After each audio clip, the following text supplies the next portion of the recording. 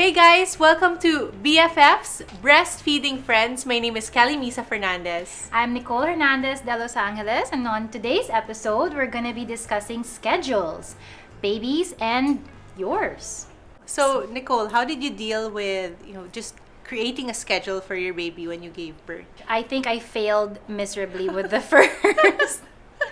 I think I just went on basically what Alonzo wanted. So Okay. he was more of, I fed on demand. Okay. So basically, I was able to establish some sort of normalcy or schedule when he was about a month or two. He was ridiculous. He ate all the time. Wow. So for 1 month, he would feed like almost every hour.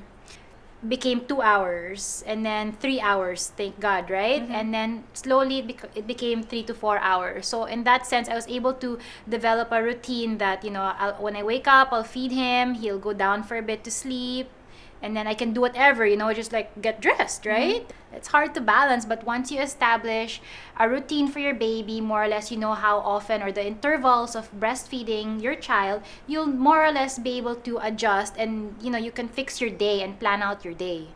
How was it for you? Well, in my case, I didn't have a choice like you because I was in the hospital for a week.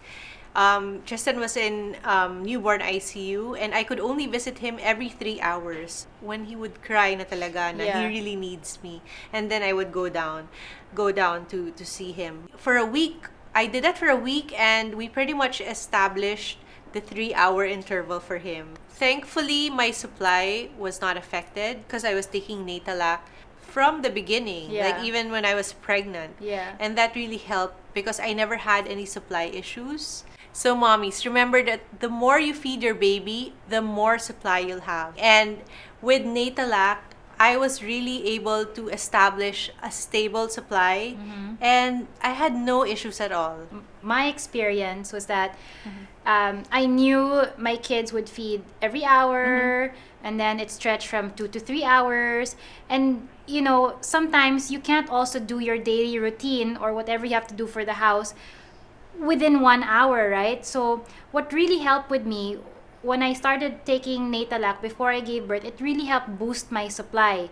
And so sometimes I wouldn't have to rush back home like every hour to feed, right? Because I had milk ready for my baby already in the refrigerator. I was able to stock up a lot of milk, so I could be gone for a little bit more than an hour, at least to do a decent round in the grocery or just do errands, right? So mommies, don't forget to ask your doctors about our breastfeeding friend, Natalac. One thing I noticed is that eventually, like after the first week, I didn't need an alarm clock anymore. Like I usually alarm a clock Time and to feed. and my phone just to remind myself to feed Tristan. My body tells me, like when I feel true. like I'm full or engorged, Yeah. then that means Tristan is hungry, and it's been like that ever since. And it's such an amazing thing that the body does. It just syncs with your baby. That's true. It's also beautiful to breastfeed. Of course, direct contact is best because that's what really stimulates the production of milk. Along with taking Natalac, that really helped me based on personal experience. But if you're away from your baby, I would recommend, you pump. And of course, it's all about supply and demand. Like the more you pump, the more supply you get. So mommies, make sure to learn how to pump and schedule it, and also learn about storage because that's very important, especially when traveling. Just so you have a life, you can get to shower and shop and go out of the house and not You be a get to slave. enjoy. Yes, not be a slave to breastfeeding. Yeah, because breastfeeding, it's not really a chore. It's supposed to be, fun and a beautiful bonding experience with your child. You're supposed to enjoy it. It shouldn't tie you down or even dictate your life. Now, if you feel that pumping is working best for you, it's fine. I mean, that's another way of providing your child with breast milk, right? And if it's a that good works, way for dads to bond That's true. with your baby. Yes, I think that's a good tip for mommies out there.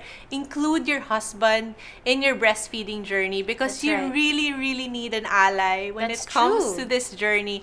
You need someone to be there for you, and don't alienate him. Like, include him by offering, for him to feed the baby That's once in a true. while. Involve your husbands and like teach them also about it so they understand and they know what you're going through. So there you have it. Schedules, babies, and yours. I'm Nicole Hernandez de Los Angeles. And I'm Kelly Misa Fernandez. We'll see you next time. Bye.